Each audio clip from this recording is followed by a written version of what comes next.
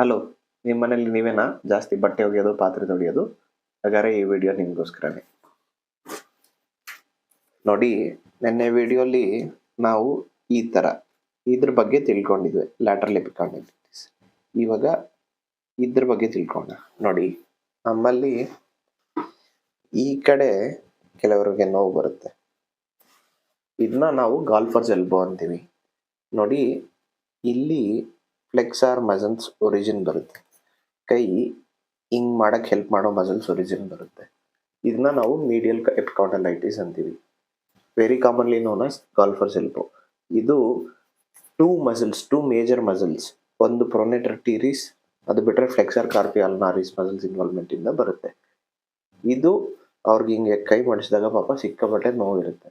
ಅದು ಯಾಕೆ ಬರುತ್ತೆ ಅಂತಂದ್ರೆ ಅವ್ರಿಗೆ ರಿಪಿಟೇಟಿವ್ ಸ್ಟ್ರೈನ್, ಪಾತ್ರೆ ತಿಕ್ಕಿ ಬಟ್ಟೆ ಉಜ್ಜಿ ಬರುತ್ತೆ. ಅದು ಬಿಟ್ರೆ ಅವರ ಗ್ರಿಪ್ಪಿಂಗ್ ಟೆಕ್ನಿಕ್ಸ್, ಬಟ್ಟೆ ಹಿಂಡಬೇಕಾದ್ರೆ ಇಂಪ್ರಾಪರ್ ಟೆಕ್ನಿಕ್ ಇಂದ ಹಿಂಡ್ತಾರೆ, ಅದರಿಂದ ಬರುತ್ತೆ.